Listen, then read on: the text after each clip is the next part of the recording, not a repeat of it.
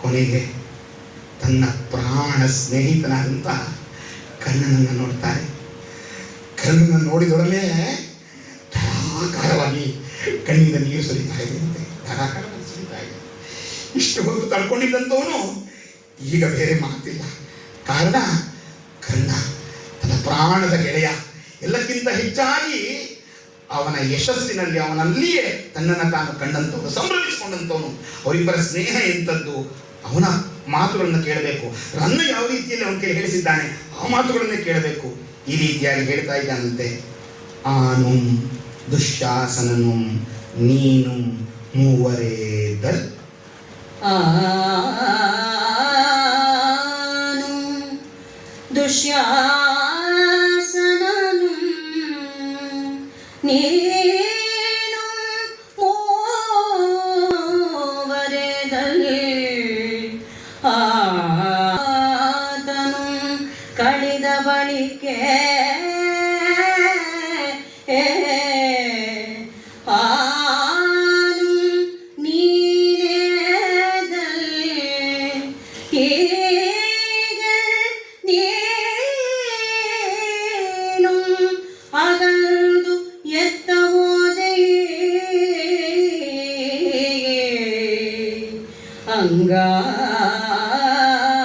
ಅಂಗಾಧಿಪತಿ.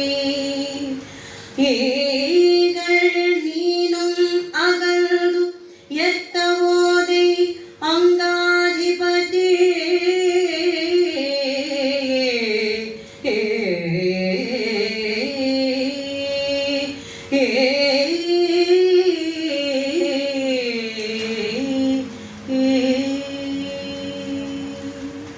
ಬಂಧುಗಳೇ, ಇಡೀ ಮಹಾಭಾರತದಲ್ಲಿ ಕರ್ಣ ದುರಂತ ನಾಯಕನಾಗಿ ಬೆಳೀತಾನೆ. ಕರ್ಣನ ಪಾತ್ರವನ್ನ ಇವತ್ತಿಗೂ ಕೂಡ ಬೇರೆ ಬೇರೆ ಆಯಾಮಗಳಿಂದ ಎಷ್ಟೇ ನೋಡಿದರೂ ಕೂಡ ಇಂದಿಗೂ ಪೂರ್ಣ ಪ್ರಮಾಣದಲ್ಲಿ ಕಟ್ಟಿಕೊಡ್ಲಿಕ್ಕೆ ಯಾರಿಂದಲೂ ಸಾಧ್ಯವಿಲ್ಲ ಅನ್ನೋದೇ ನನ್ನ ಅಭಿಮತ. ಕಾರಣ ಇಷ್ಟೇ, ಕರ್ಣ ಮತ್ತೆ ಮತ್ತೆ ಚರ್ಚೆಗೆ ವ್ಯಕ್ತಿ ಆಗ್ತಾನೆ, ವಸ್ತುವಾಗ್ತಾನೆ. ಎಲ್ಲಕ್ಕಿಂತ ಹೆಚ್ಚಾಗಿ ಕರ್ಣನನ್ನ ಮತ್ತಷ್ಟು ಆಯಾಮಗಳಲ್ಲಿ ನೋಡುವ ಅವಶ್ಯಕತೆ ಇದೆ ಇವತ್ತು.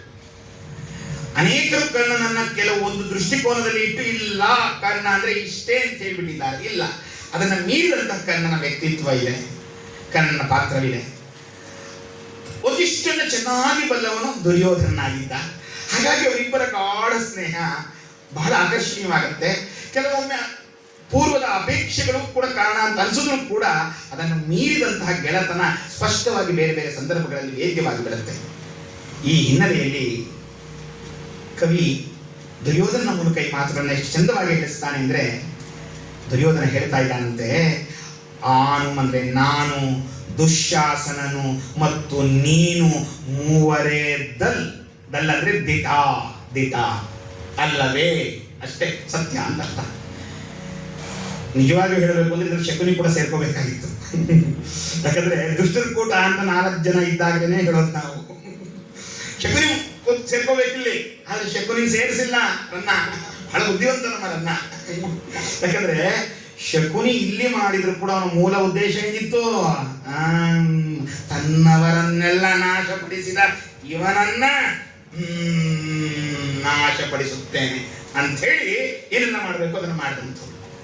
ಹಾಗಾಗಿ ಶಕುನಿಯನ್ನ ತನ್ನ ಪಾಳೆಯಕ್ಕೆ ಸೇರಿಸದೆ ನಿಜವಾಗಿ ದಲ್ ಅನ್ನೋ ಪದ ಇದೆ ನೋಡಿ, ಸತ್ಯ ದಿಟ ಅನ್ನುವಂಥ ಪದ ಅಷ್ಟು ಸುಲಭ ಅಲ್ಲರಿ ಇವತ್ತು ನಮ್ಮ ಸಮಾಜದಲ್ಲಿ. ಇದು ಹೀಗೇನೆ ಅಂತ ಹೇಳಬೇಕು ಅಂದ್ರೆ ಒಂದು ಸ್ಪಷ್ಟತೆ ಬೇಕು, ನಿಖರತೆ ಬೇಕು.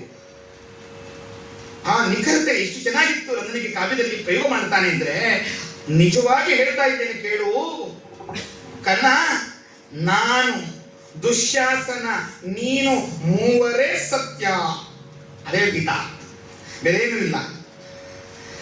ಅದೇನಾಯಿತು, ಆತನು ಕಳಿದ ಬಳಿಕೆ, ಆತನು ಕಳಿದ ಬಳಿಕೆ ಯಾರು, ದುಶ್ಯಾಸನ ಹೋದ, ದುಶ್ಯಾಸನ ಹೋದ. ಕೊನೆಗೆ ಯಾರು ಉಳಿತು, ನಾನು ಮತ್ತು ನೀನೇ ದಲ್, ನಾನು ನೀನು ಇಬ್ಬರೇ ಸತ್ಯಾಧಿಕ. ನೀನನ್ನು ಬಿಟ್ಟು ಹೋಗಲ್ಲ, ಕೊನೆಯವರೆಗೂ ಇರ್ತೀಯ ಅಂತ ಅನ್ಕೊಂಡಿದ್ದೆ. ಆದ್ರೆ ನೀನು ಕೂಡ ಏನ್ ಮಾಡಿಬಿಟ್ಟೆ, ಬಿಟ್ಟು ನೋಡಿ, ಬದುಕಿನಲ್ಲಿ ಅನೇಕರು ಮುಂದಿಗೆ ಬರ್ತಾರೆ, ಜೊತೆಲಿರ್ತಾರೆ ಅಂತ ಅನ್ಕೊಳ್ತೀವಿ. ಆದರೆ ಪಯಣ ಸಾಕ್ತಾ ಸಾಕ್ತಾ ಸಾಕ್ತಾ ಇದ್ದಾಗೆ ಎಲ್ಲ ಹಾಗೆ ಕಳಿಸ್ಕೊಳ್ತಾ ಹೋಗ್ತಿರ್ತಾರೆ. ಈ ಬದುಕಿನಲ್ಲಿ ಯಾರು ನಮ್ಮವರು ಅಂದರೆ ಎಲ್ಲ ನಮ್ಮವರು, ಯಾರೂ ನಮ್ಮವರಲ್ಲ. ಅದೇ ಸತ್ಯ ಅಂತ ಅನ್ಸುತ್ತೆ. ನಾನು ಬಹಳ ಚಿಕ್ಕವನಿದ್ದೇನೆ ಈ ವಿಚಾರದಲ್ಲಿ. ಆದರೆ ಬದುಕಿನಲ್ಲಿ ಆಯಾಮಗಳಲ್ಲಿ ನೋಡ್ತಾ ಹೋದಾಗ ಸತ್ಯ ಅನ್ಸುತ್ತೆ. ಎಲ್ಲರೂ ನಮ್ಮವ್ರು, ಯಾರು ನನ್ನವರಲ್ಲ, ಎಲ್ಲ ನನ್ನವರೇ, ನೀವು ನನ್ನವರೇ, ಇವರು ನನ್ನವರು, ಎಲ್ಲ ನನ್ನವರೇ. ಆದರೆ ಹೋಗ್ತಾ ಗೊತ್ತಾಗತ್ತೆ ಯಾರು ನನ್ನವರಲ್ಲ. ಅಭಾವ ಇದೆಯಲ್ಲ, ಅದು ಸುಮ್ಮನೆ ಬರಬಾರದು. ಅನುಭವದಿಂದ ವ್ಯಕ್ತಿ ಆಗ್ತಾ ಮಾಗುತ್ತಾ ಪರಿಪಕ್ವಗೊಳ್ಳುತ್ತಾ ಸ್ಪಷ್ಟತೆಯ ಕಡೆಗೆ ನಾವು ಸಾಕ್ತಾ ಬದುಕನ್ನು ಗಟ್ಟಿ ಹಾಕಿಸ್ಕೊಳ್ಬೇಕು. ಯಾರು ನಮ್ಮವರಲ್ಲ. ನೀನು ಬಿಟ್ಟು ಹೋದೆ, ನನ್ನಿಂದ ದೂರ ಆಗ. ಈಗ ಹೇಳ್ತೀನಿ, ಇನ್ಯಾರು ನನಗೆ ಗತಿ ಅಷ್ಟೇ. ನೀನು ಹೋದ್ಮೇಲೆ ನನಗೆ ಇನ್ಯಾರಾದ್ರೂ ಇದೆಯಾ? ಇನ್ಯಾರು ಇದ್ದಾರಾ? ಇಲ್ಲ, ನನಗೆ ಇನ್ಯಾರು ಗತಿ ಇಲ್ಲ. ಹೇಳು ಅಂಗಾಧಿಪತಿ. ಅಂಗದೇಶಕ್ಕೆ ನಿನ್ನನ್ನು ಅಧಿಪತಿಯಾಗಿಸ್ಕೊಂಡೆ ನಾನು. ಅಂದರೆ ಬಹಳ ಮುಖ್ಯ ನಾವಿಲ್ಲಿ ಗಮನಿಸ್ಕೊಳ್ಬೇಕು. ಅಂಗದ ಯಾವಾಗ ಕರ್ಣನಿಗೆ ಸಾಮಾಜಿಕವಾಗಿ ಒಂದು ಸ್ಥಾನಮಾನವೇ ಇದ್ದಾಗ, ಇವನು ಯಾರು, ಇವನು ರಾಜನಲ್ಲ ಅಂತಂದಾಗ, ಕ್ಷತ್ರಿಯ ಕುಲದವನಲ್ಲ ಅಂದಾಗ ತಕ್ಷಣವೇ ದುರ್ಯೋಧನ ಏನು ಮಾಡಿದ? ಅಂಗ ದೇಶಕ್ಕೆ ಅಧಿಪತಿಯನ್ನಾಗಿಸಿ ಅಂಗಾಧಿಪತಿ ಅಂತ ಅವನಿಗೆ ಗೌರವವನ್ನು ಕೊಟ್ಟಂತವನು, ಸಾಮಾಜಿಕ ಸ್ಥಾನಮಾನವನ್ನು ಕೊಟ್ಟಂತವನು ಯಾರು? ದುರ್ಯೋಧನ. ಹಾಗಾಗಿ ಆ ಸ್ವಾಮಿ ನಿಷ್ಠೆಯನ್ನ ಅನವರತ ಇಟ್ಟುಕೊಂಡಂತವನು ಕರ್ಣ. ಈ ಹಿನ್ನೆಲೆಯಲ್ಲಿ ಅವರಿಬ್ಬರ ಗಾಢ ಸ್ನೇಹ ನಾವು ಕಾಣ್ತಾ ಹೋಗ್ತೇವೆ. ಅದಕ್ಕೆ ಹೇಳ್ತಾನೆ, ಎಷ್ಟರ ಮಟ್ಟಿಗೆ ನೀನು ಸಂತೋಷ ಪಡ್ತಾ ಇದ್ದೆ ಗೊತ್ತಾ? ನಿನ್ನ ಕೆಳೆಯ ಸುಯೋಧನನನ್ನು ಒಮ್ಮೆ ನೋಡು, ನಾನು ಬಂದಿದ್ದೇನೆ, ಇನ್ನೂ ಹಾಗೆ ಬಿದ್ದಿದೆಯಲ್ಲ, ಇಂತಹ ಪ್ರೀತಿನ ಇಟ್ಕೊಂಡಿರೋ ನನ್ನ ಮೇಲೆ ನಿನಗೆ ಪ್ರೀತಿ ಇಲ್ವಾ ಅಂತ ಹೇಳಿ ಅವನನ್ನು ಎಚ್ಚರಿಸೋ ಪ್ರಯತ್ನ ಮಾಡ್ತಾನೆ.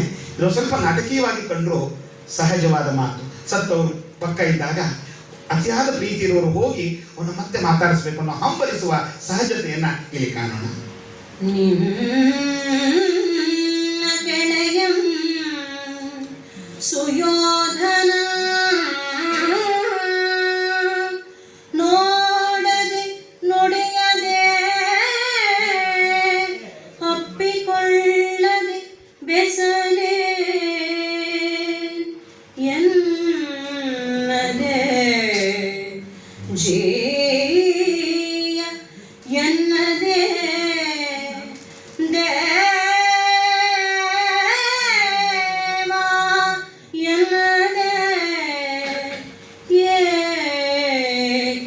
ಉಸಿರದಿರ್ಪೈ ಅಂಗಾಧಿಪತಿ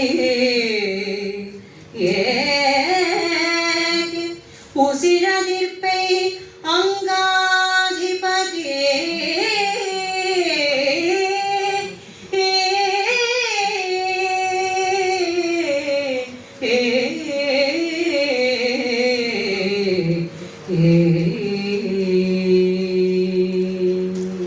ನಿನ್ನ ಕೆಳೆಯ ಅಂದರೆ ಗೆಳೆಯ ಸುಯೋಧನನಾದ.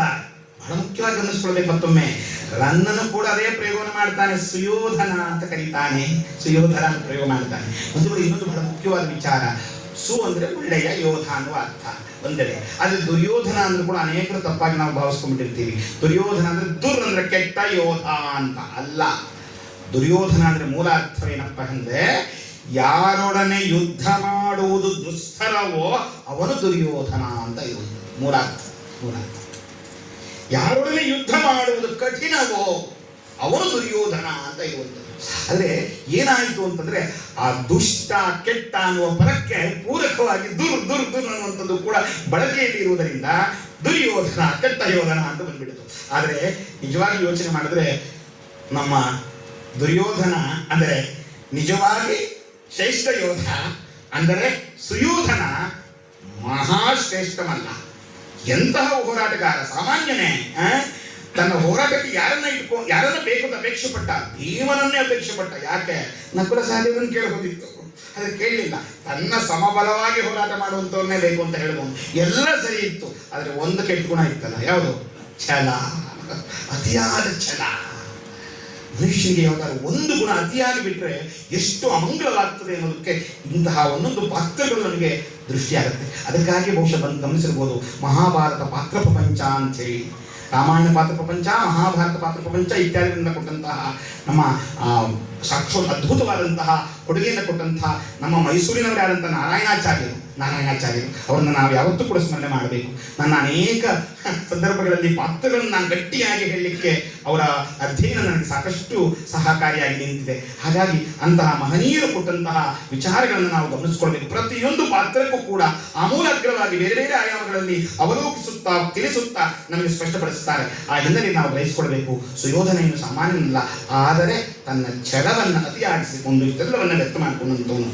ಆದರೆ ಅಂತಹ ಸುಯೋಧನ ನಿನ್ನ ವಿಚಾರದಲ್ಲಿ ಬಹಳವಾಗಿ ಪ್ರೀತಿಯನ್ನು ತೋರಿಸ್ತವನಲ್ವಾ? ಹಾಗಾಗಿ ಒಮ್ಮೆ ನನ್ನನ್ನು ನೋಡು ನಾನು ಬಂದಿದ್ದೀನಿ, ಒಮ್ಮೆ ನನ್ನ ನೋಡಲ್ವಾ? ಆಯ್ತು, ಒಪ್ಪಿಕೊಳ್ಳೋ. ನನ್ನ ನೋಡಿದ ತಕ್ಷಣ ಏನ್ ಮಾಡ್ತಾ ಇದ್ದೆ? ಬಂದು ತಪ್ಕೊಳ್ತಾ ಇದ್ದೆ. ಅಪ್ಕೊಳ್ಳಲ್ವಾ? ತಪ್ಪಲ್ವಾ? ಒಂದ್ಸರಿ ನೋಡು ಅಷ್ಟೇ ಇದ್ದೆ. ಏನ್ ಹೇಳ್ತಾ ಇದ್ದೆ? ಬೇಸನೇನೆನ್ನದೆ ಅಂದ್ರೆ ಏನ್ ಮಾಡ್ಬೇಕು, ಏನು ಕೆಲಸ ಹೇಳಿ, ನಾನು ಮಾಡ್ತೀನಿ, ಹೇಳು ಅಂತ ಕೇಳ್ತಾ ಇದ್ದೆ. ಏನು ಮಾಡಬೇಕು ಅಂತ ಕೇಳಲ್ವಾ? ಈಗ ನೀನು ಸುಮ್ಮನೆ ಇದ್ದೀಯಾ? ಅಷ್ಟೇ ಅಲ್ಲ, ಜಿಯಾ ಎನ್ನದೆ. ಜಿಯಾ ಅಂದ್ರೆ ಸ್ವಾಮಿ ಅಂತ. ಸ್ವಾಮಿ ಅಂತ ನನ್ನ ಕರೆಯಲ್ವಾ ನೀನು? ಸ್ವಾಮಿ ಅಂತ ಕೇಳ್ತಿದ್ದೆ, ಕರೀತಾ ಇದ್ದೆ. ಸ್ವಾಮಿ ಎನ್ನದೆ, ದೇವ ಎನ್ನದೆ. ಆ ಪದಪ್ರಯೋಗ ನೋಡಿ ಹೇಳಿ. ದೇವ, ಒಮ್ಮೆ ಸ್ವಾಮಿ ಅಂತಿದ್ದೆ, ಇನ್ನೊಮ್ಮೆ ದೇವ ಅಂತ ಕರೀತಿದ್ದೆ. ಏ ಕುಸುರದಿರ್ತವೆ ಅಂಗಾಧಿಪತಿ. ಯಾಕೆ ಮಾತಾಡ್ತಾ ಇಲ್ಲ? ಮಾತಾಡು ಅಂತ ಹೇಳಿ ಮತ್ತೆ ಆ ಪ್ರೀತಿಯ ಪರಾಕಾಷ್ಠತೆಯಲ್ಲಿ ದುಃಖದಲ್ಲಿ ಕೇಳ್ತಾ ಇದ್ದಾನಂತೆ ದುರ್ಯೋಧನ. ಅಷ್ಟೇ ಅಲ್ಲ, ಆ ಸಂದರ್ಭದ ಮೂಲಕ ಕರ್ಣನ ವ್ಯಕ್ತಿತ್ವ ಎಂಥದ್ದನ್ನು ಕಾಣಿಸ್ತಾ ಇದ್ದಾನೆ. ಅನೃತಂ ಲೋಭಂ ಭಯಂ ಎಂಬೀತು. ಅನೃತಂ ಲೋಭಂ ಭಯಂ ಎಂಬಿನಿತು.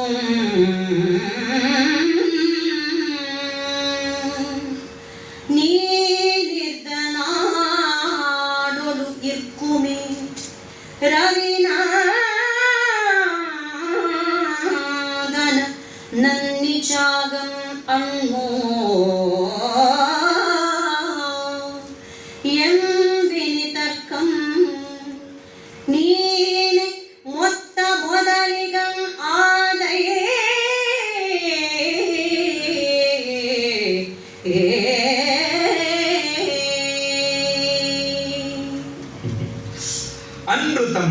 ಅನೃತಂ ಅಂತಂದ್ರೆ ಸುಳ್ಳು ಅಂತ ಅರ್ಥ.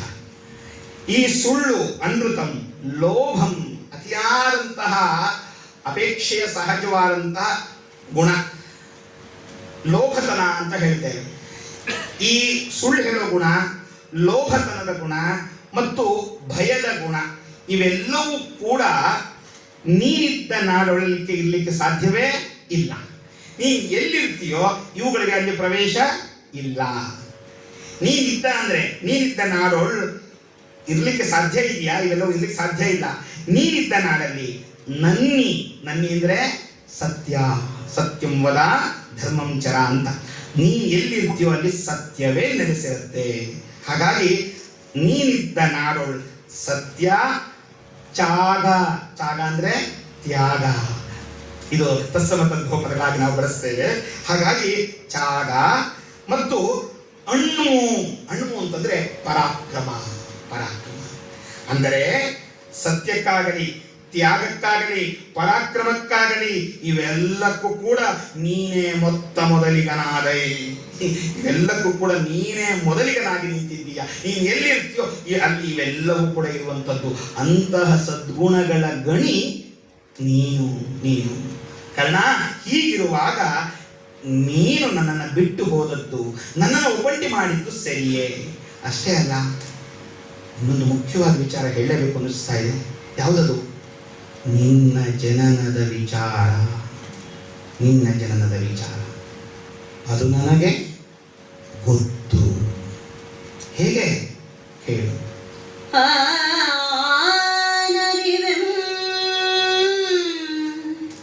ಪೃಥೆ ಅರಿವಳ್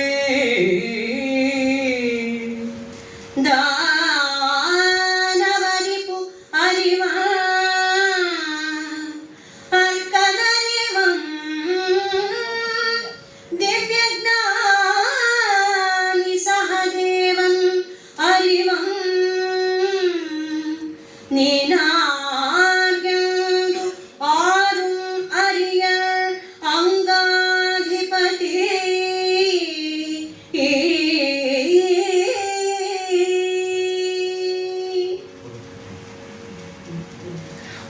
ವಿಚಾರವನ್ನ ಪೂರ್ವ ಕಲ್ಯಾಣಿಯಲ್ಲೇ ಉಣಬಡಿಸಿದ್ದಾರೆ. ಚಪ್ಪಾಳೆ ಮೂಲಕ, ಪೂರ್ವಿ ಕಲ್ಯಾಣಿ ಮೂಲಕವೇ ತಿಳಿಸಿದ್ದಾರೆ.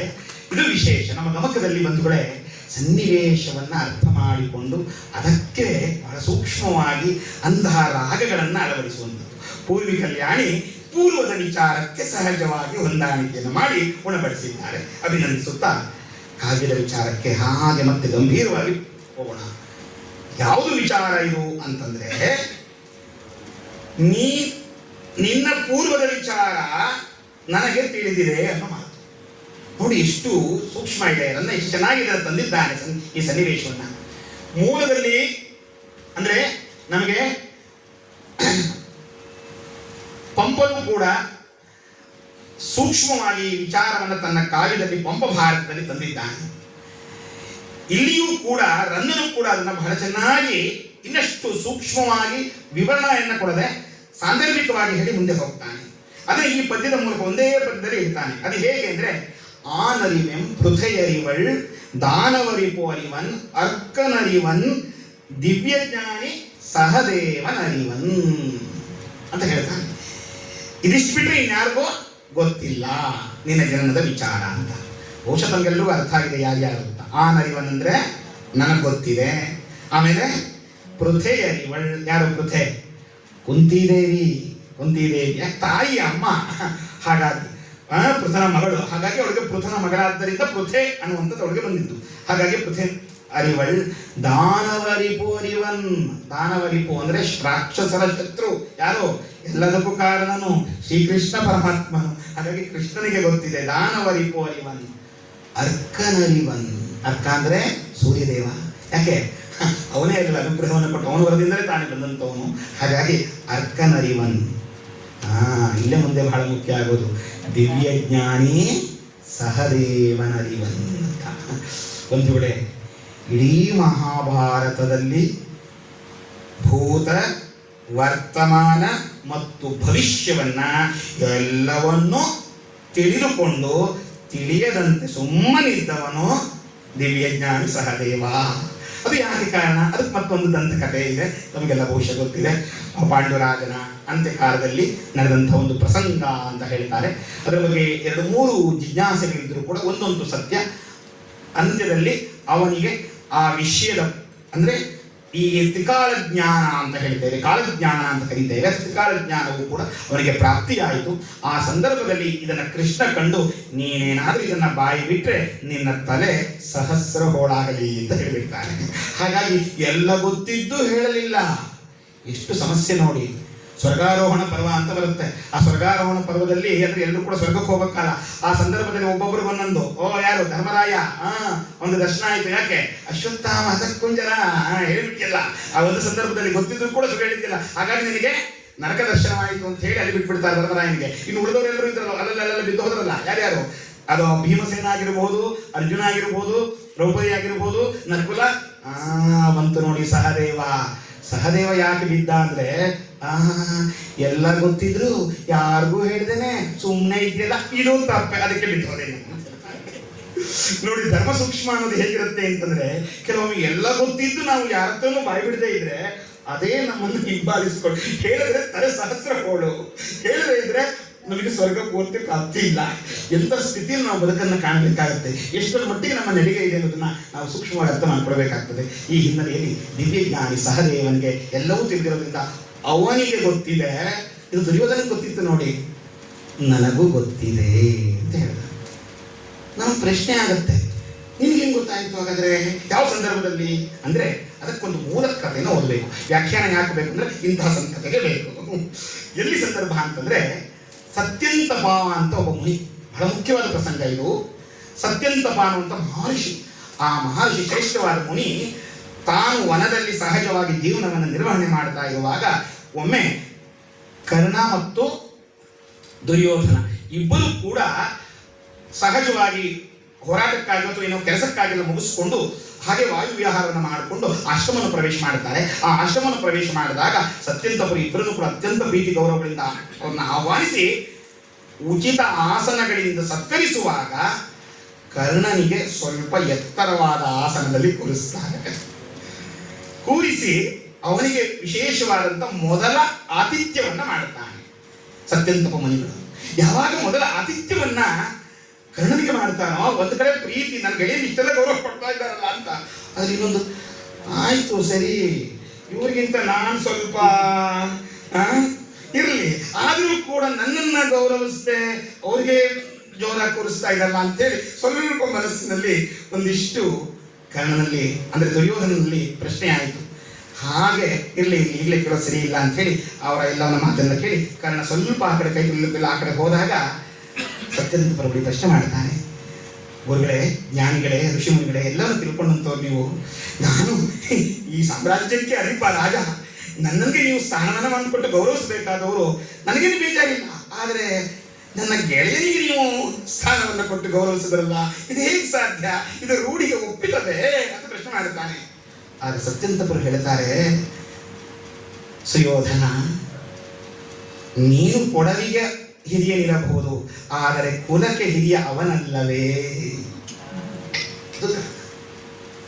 ಕುಲಕ್ಕೆ ಹಿರಿಯ ಅವನಲ್ಲವೇ? ಕುಲಕ್ಕೆ ಹಿರಿಯನೇ, ಅದೇಗೆ? ಅದು ಹೀಗೆ. ಆಗ ಹೌದೇ, ಕರ್ಣ ಕುಂತಿಯ ಮಗನೇ, ನನ್ನ ಅಣ್ಣನೇ, ಎಲ್ಲರೂ ನನ್ನ ಗೆಳೆಯ ಪಾಂಡವ ಬೆಳೆಸ್ತಾ ಇದೆ. ಇದನ್ನು ಹೇಳಬೇಕೋ ಬೇಡೋ ಗೊತ್ತಿಲ್ಲ. ಯಾಕೆ ಹೇಳ್ದ, ಯಾಕೆ ಹೇಳಿಲ್ಲ, ತುಂಬಾ ವಿಚಾರಗಳಿವೆ. ಅದಕ್ಕಾಗಿ ಹೇಳಿದ್ದು ನಾನು ಕರ್ಣ ಮತ್ತು ದುರ್ಯೋಧನರ ವಿಚಾರ ಎಷ್ಟು ಚರ್ಚೆ ಮಾಡಿದರೂ ಇನ್ನಷ್ಟು ಬೆಳೀತಾ ಹೋಗುತ್ತೆ. ಭಾನುಮತಿಯ ವಿಚಾರವಾಗಿಯೇ ಒಂದು ಪ್ರಸಂಗ ಬಂತು, ಪಗಡೆ ಆಟದ ಪ್ರಸಂಗ. ಅದರ ಬಗ್ಗೆ ಒಂದು ಥೀಸಿಸ್ ಆಗುವಷ್ಟು ಪುಸ್ತಕ ಬಂದ್ಬಿಟ್ಟಿದೆ ಬಂಧುಗಳು. ಇಲ್ಲಿರೋರೆಲ್ಲರೂ ಬಹಳ ಪ್ರಜ್ಞಾವಂತರೆ. ಹಾಗಾಗಿ ಹೇಳ್ತಾ ಇದ್ದೇನೆ, ಭಾನುಮತಿಯ ಬಗ್ಗೆ ಬಂದಂತಹ ಸಂದರ್ಭದ ಒಂದು ಪದ್ಯವನ್ನು ಇಟ್ಟುಕೊಂಡು ಅದ್ವಿತೀಯವಾದಂಥ ಸಂಶೋಧನೆ ನಡೆದಿದೆ. ಒಂದು ಉನ್ನತವಾದಂತಹ ಒಂದು ವಿಚಾರದ ಗ್ರಹಿಕೆಯನ್ನು ಮಾಡಿ ಅದರ ಬಗ್ಗೆ ಸುಮಾರು 10-15 ವಿಮರ್ಶಾತ್ಮಕ ಬರಹಗಳು ಬಂದಿದೆ.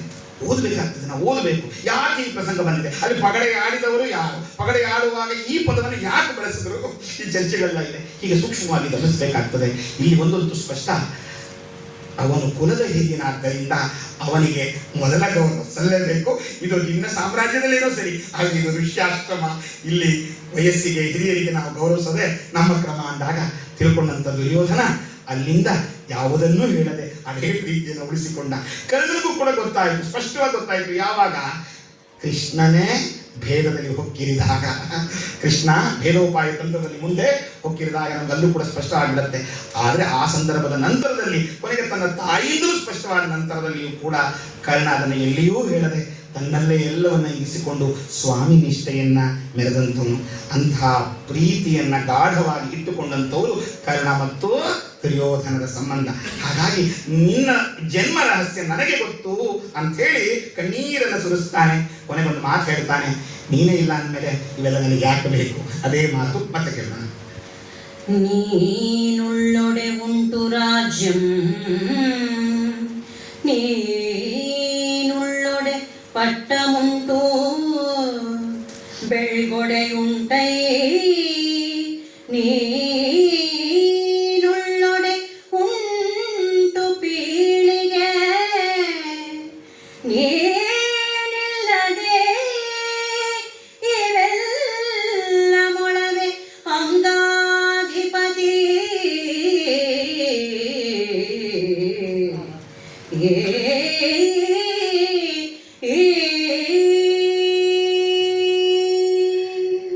ಇಷ್ಟೆಲ್ಲ ಆದ್ಮೇಲೆ ಇನ್ನೇನಪ್ಪ, ನೀನಿದ್ರೆ ಎಲ್ಲ ಕರ್ಣ, ನೀನಿದ್ದರೆ ಉಂಟು ರಾಜ್ಯಂ, ನೀನಿದ್ದರೆ ಪಟ್ಟಮುಂಟು. ಈ ಪಟ್ಟ, ಈ ಒಂದು ಶ್ರೇಷ್ಠವಾದಂತಹ ಅಗ್ರಸ್ಥಾನ, ಪೀಠ ಇವೆಲ್ಲವೂ ಉಂಟು. ನೀನಿದ್ದರಷ್ಟೇ ಈ ಬೆಳ್ಗೊಡೆ ಅಂದರೆ ಶ್ವೇತ ಛತ್ರಿ ಅಂದರೆ ಸಾಮ್ರಾಜ್ಯದ ಪ್ರತೀಕ. ಇವತ್ತು ಕೂಡ ನಮಗೆ ನಾವೆಲ್ಲ ಗಮನಿಸಿದ್ದೇವೆ. ಅದನ್ನು ನಾವು ಮೈಸೂರಿಗೆ ನಮ್ಗೆ ಚೆನ್ನಾಗಿ ಗೊತ್ತಿದೆ. ನಮ್ಮ ಮೈಸೂರು ದಸರಾ ಮೆರವಣಿಗೆ ಹೊರಡಬೇಕು ಅಂತಂದ್ರೆ ಅಲ್ಲಿ ಮೊದಲು ಪ್ರಾರಂಭದಲ್ಲಿ ನಿಶಾನೆ ಆನೆ ಅಲ್ವಾ, ಅದು ನಾವು ಮುಂದೆ ಹೋಗುವಾಗ ಅದರ ಮೇಲ್ಭಾಗದಲ್ಲಿ ನಮ್ಮ ಯದುವಂಶ ಕುಲ ತಿಲಕರ ವೈಭವದ ಪ್ರತೀಕದ ಛತ್ರಿಯನ್ನ ಅಲ್ಲಿ ನಾವಲ್ಲಿ ಮುಂದೆ ಹೋಗುತ್ತೆ.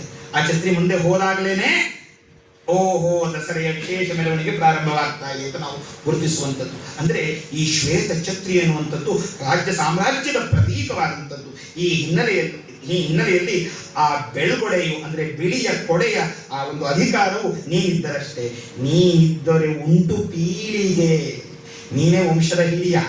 ನಿನ್ನ ಈಗ ನಮ್ಮ ವಂಶ ಬೆಳಿಬೇಕು ಅಂದ್ರೆ ನಿನ್ನಿಂದಲೇ ಬೆಳಿಬೇಕಿತ್ತು. ನೀನೇ ಇಲ್ಲ ಅಂದಮೇಲೆ ಇನ್ನೆಲ್ಲಿ, ಅಥವಾ ಈ ಸಿಂಹಾಸನ ಅನ್ನೋದು ಇನ್ನೆಲ್ಲಿ? ನೀನಿಲ್ಲದೆ ಇದೆಲ್ಲವೂ ಯಾವುದು ಬೆಲೆ ಇದೆ ಹೇಳು? ಇದ್ಯಾವುದಕ್ಕೂ ಕೂಡ ಯಾವ ಮೌಲ್ಯವೂ ಇಲ್ಲ. ನೀನೇ ಸರ್ವಸ್ವ ಓ ಅಂಗಾಧಿಪತಿ ಅಂತ ಹೇಳ್ತಾ ಕರ್ಣನನ್ನ ಬಹುವಾಗಿ ಹೊಗಳ್ತಾನೆ.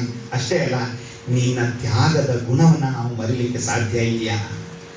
ದಾನಶೂರ ಕರ್ಣ ಅಂತ ನೀನು ಕರೆದಲ್ಲ, ಯಾಕೆ ಕರೆದು ಅಂದ್ರೆ ನಿನ್ನ ಅಂತ್ಯಕಾಲದಲ್ಲೂ ನೀನು ಕೊಟ್ಟೆ ಪ್ರಾಣವನ್ನ ಬಿಟ್ಟೆ, ಕೊಟ್ಟೆ ನಿನ್ನ ಪ್ರಾಣವನ್ನ ಬಿಟ್ಟೆ ಅಂತ ಹೇಳ್ತಾ ಆ ಮಾತನ್ನ ಹೇಳ್ತಾ ಇದ್ದಾರೆ.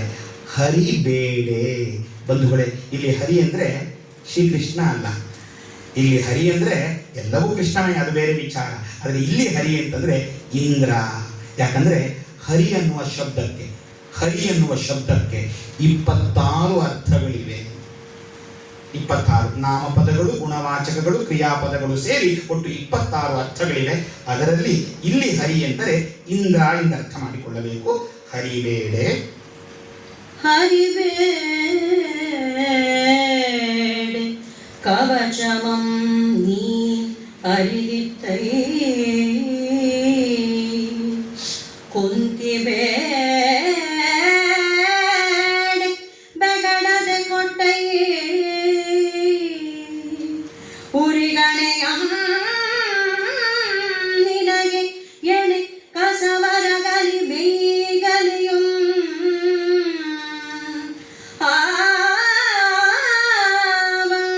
ಅಂಗಾಧಿಪತಿ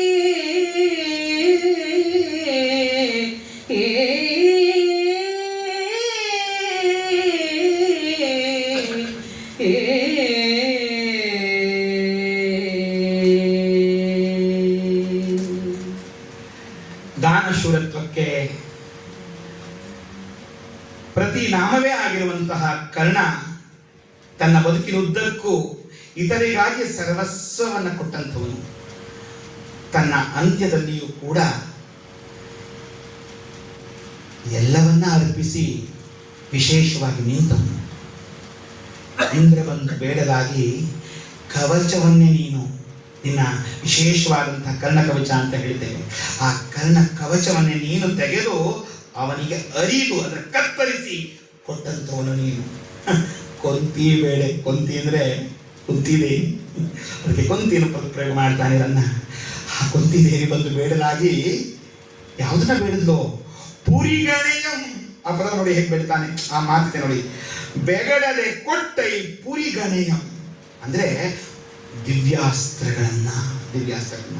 ಕುಂತಿ ಬಂದು ಕೇಳಿದ್ದು ಕೇವಲ ನನ್ನ ಮಕ್ಕಳನ್ನ ಬದುಕಿಸ್ಕೊಟ್ಬಿಡೋ ವರ ಅಲ್ಲ, ದಿವ್ಯಾಸ್ತ್ರಗಳನ್ನೇ ಕೇಳಿಬಿಟ್ಲು. ಅದೆಂಥದ್ದು ಅಂದ್ರೆ ತೊಟ್ಟ ಬಾಣವನ್ನ ಮತ್ತೆ ತೊಡದಿರು ಅನ್ನೋ ಮಾತು.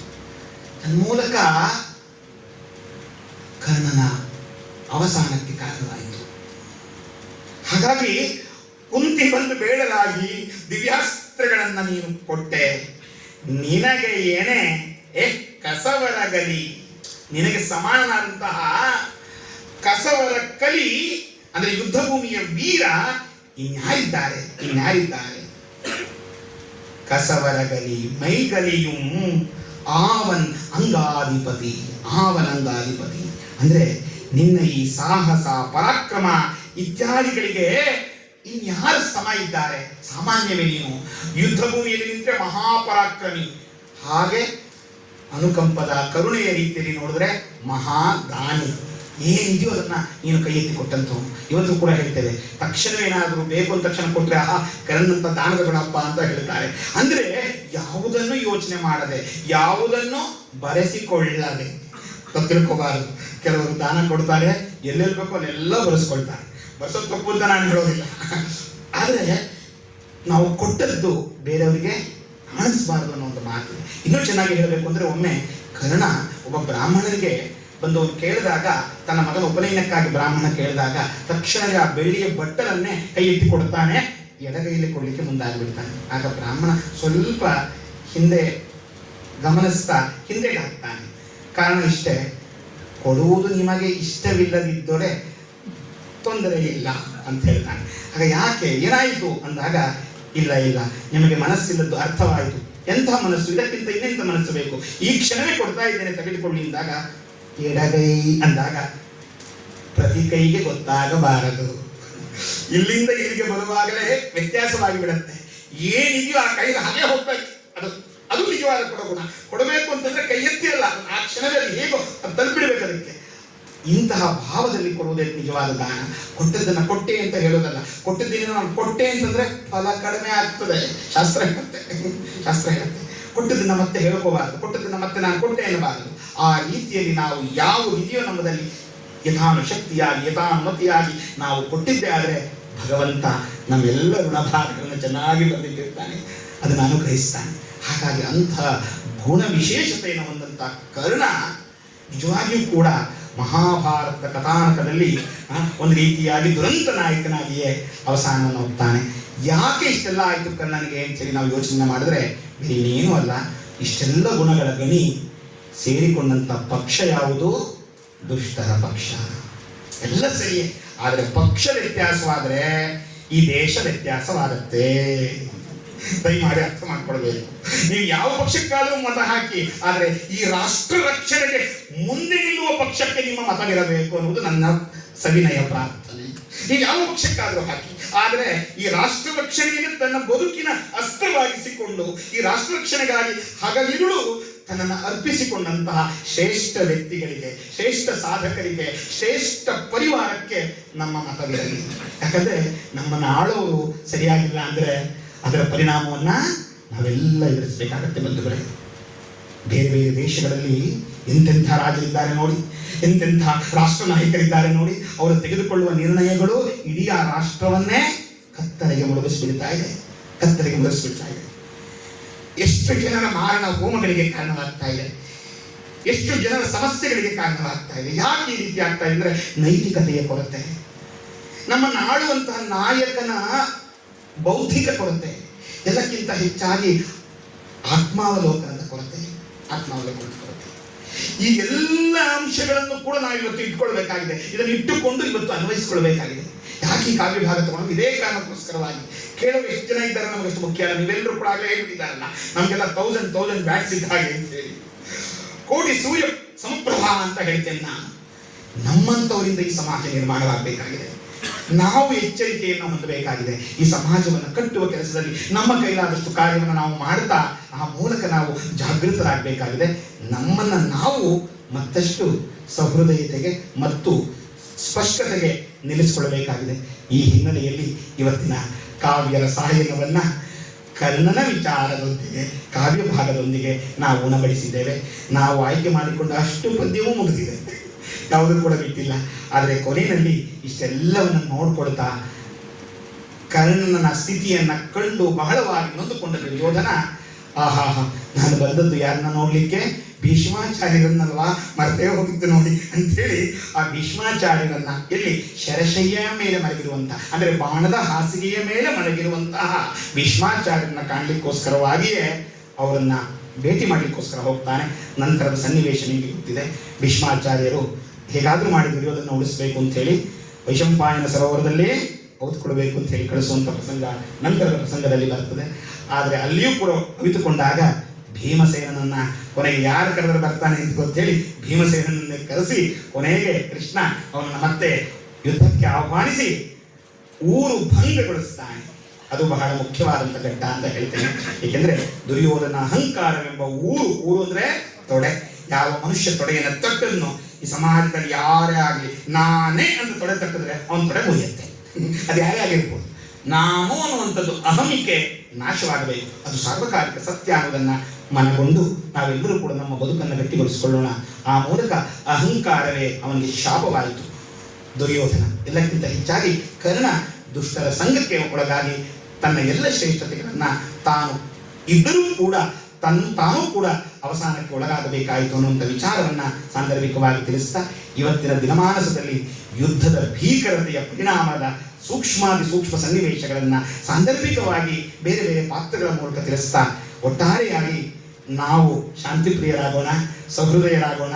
ಈ ಸಮಾಜಕ್ಕೆ ಒಂದು ಅಮೂಲ್ಯ ಕೊಡುಗೆಯಾಗಿ ಸಮಾಜವನ್ನು ಕಟ್ಟುವ ಕೆಲಸ ಮಾಡೋಣ. ತನ್ಮೂಲಕ ನಮ್ಮ ಶ್ರೀ ಕೃಷ್ಣ ಗಾನ ಸಭಾ ಏನಿದೆಯೋ ಇದು ನಿರಂತರವಾಗಿ ಮಾಡ್ತಾ ಇರುವಂಥ ಈ ಕೆಲಸ ಇದೆಯಲ್ಲ, ಸಾರ್ಥಕವಾದ ಕೆಲಸ. ಈ ಕೆಲಸಕ್ಕೆ ನಿಮ್ಮೆಲ್ಲರಿಗೂ ಕೂಡ ಅತ್ಯಂತ ವಿಶಿಷ್ಟವಾದಂತಹ ನಮನಗಳನ್ನು ನಾವೀರುವರು ಕೂಡ ಸಲ್ಲಿಸ್ತಾ ಇದ್ದೇವೆ. ಏಕೆಂದರೆ ನಮಗೆ ಈ ಥರ ಒಂದು ಕಾರ್ಯಕ್ರಮದ ಮೂಲಕ ಈ ಸಮಾಜಕ್ಕೆ ಒಂದಿಷ್ಟು ವಿಚಾರಗಳನ್ನು ತಿಳಿಸುವ ಪ್ರಯತ್ನವನ್ನು ಮಾಡುವಂಥದ್ದು, ತನ್ಮೂಲಕ ನಮ್ಮ ಸಂಗೀತ, ಸಾಹಿತ್ಯ, ಸಂಸ್ಕೃತಿಯನ್ನು ಉಳಿಸುವಂಥ ಕೆಲಸವನ್ನು ಮಾಡುವಂಥದ್ದು ನಿರಂತರವಾಗಿ ನಡೀತಾ ಇದೆ ಅಂತ ಆಶಿಸ್ತಾ, ಇವತ್ತು ಸಹೃದಯರಾಗಿ ಹಿರಿಯರಾಗಿ ಇಲ್ಲಿರೋ ಅನೇಕರು ನನಗೆ ಪೂಜ್ಯರು. ಹಾಗಾಗಿ ಆ ಎಲ್ಲ ಹಿರಿಯರನ್ನು ವಿಶೇಷವಾಗಿ ನಾನು ನಮಿಸ್ತಾ, ಇಲ್ಲಿರುವಂಥ ಮೇಡಮ್ ಆಗಿರ್ಬೋದು, ಭಾರತಿ ಮೇಡಮ್ ಆಗಿರ್ಬೋದು, ನಳಿನಿ ಮೇಡಮ್ ಆಗಿರ್ಬೋದು, ಇವರೆಲ್ಲರೂ ಕೂಡ ನಮ್ಮನ್ನು ಆಶೀರ್ವದಿಸಿ ಬೆಳೆಸಿದಂಥವ್ರು. ಶ್ರೀಧರ ರಾಜರಸವರ ಮನಸ್ಥಿತಿ ಇದೆಯಲ್ಲ ಅದು ವಿಶಿಷ್ಟವಾದಂಥದ್ದು. ಅವರು ಇಡೀ ಈ ಗಾನ ಸಭೆಗೆ ಒಂದು ಕಳಶವಿದ್ದಂತೆ. ಹಾಗಾಗಿ ಅಂತಹ ಹಿರಿಯರ ಮಾರ್ಗದರ್ಶನದಲ್ಲಿ ಎಲ್ಲರೂ ಕೂಡ ಹೋಗೋಣ, ತನ್ಮೂಲಕ ಈ ಭವ್ಯ ಸಮಾಜವನ್ನು ನಾವು ಕಟ್ಟೋಣ ಅಂತ ಆಶಿಸ್ತಾ, ನಿರಂತರವಾಗಿ ಇಲ್ಲಿ ಕಾರ್ಯಕ್ರಮಗಳು ನಡೀತಾ ಇರಲಿ, ಸಾಹಿತ್ಯ ಪ್ರಧಾನವಾದ ಕಾರ್ಯಕ್ರಮಗಳು ನಿರಂತರವಾಗಿ ಸಾಗಲಿ ಅಂತ ಅಪೇಕ್ಷಿಸ್ತಾ, ಬಹಳ ಸುಶ್ರಾವ್ಯವಾಗಿ ಹಾಡಿದಂತಹ ಹಿರಿಯ ಗಮಕ ಕಲಾವಿದರಾದಂತಹ ಶುಭಾ ರಾಘವೇಂದ್ರ ಅವರಿಗೂ ಕೂಡ ನನ್ನ ವಿಶೇಷವಾದಂಥ ಅಕ್ಕರೆಯ ನಮನಗಳನ್ನು ಸಲ್ಲಿಸ್ತಾ ಒಂದು ಮಂಗಳದೊಂದಿಗೆ ನಮ್ಮ ಕಾರ್ಯಕ್ರಮವನ್ನು ಸುಸಂಪನ್ನಗೊಳಿಸ್ತಾ ಇದ್ದೇವೆ.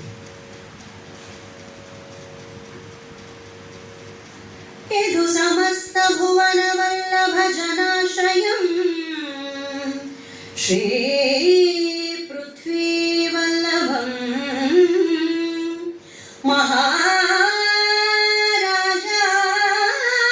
ಮಹಾರಾಜಾಧಿರಾಜ ಪರಮೇಶ್ವರಂ ಪರಮ ಭಟ್ಟಾರಕಂ ಶ್ರೀ ಸತ್ಯಾಶ್ರಯ ಕುಲತಿಲಕಂ ಶ್ರೀ ಮದಾಹವಮಲ್ಲದೇವಾ ಶ್ರೀಪಾದ ಕಲ್ಪಪಾದ ಪಚ್ಚಾಯಾಶ್ರಯ ಸಂವರ್ತಿ ಕವಿ ಚಕ್ರವರ್ತಿ ಕವಿರಾವಿರಚಿತಂ ಅಪ್ಪ ಶ್ರೀ ಸಾಹಸ ಭೀಮ ವಿಜಯದುಳ್ ಭೀಮಸೇನ ಪಟ್ಟಾಭಿಷೇಕ ವರ್ಣನಂ ದಶಮಾಶ್ವಾಸಂ ಸಂಪೂರ್ಣಂ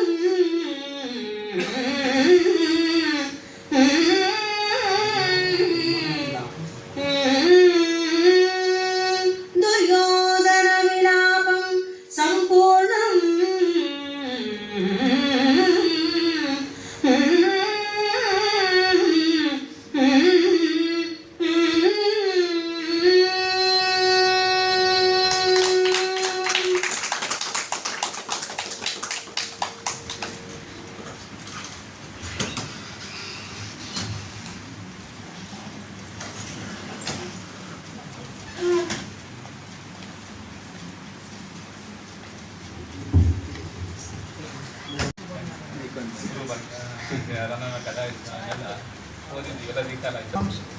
ಇಷ್ಟೊಂದು ಸಂಗೀತ ಮಂತ್ರಿಗಳು, ಸಾಹಿತ್ಯ ಮಂತ್ರಿಗಳು, ಸಂಸ್ಕೃತಿ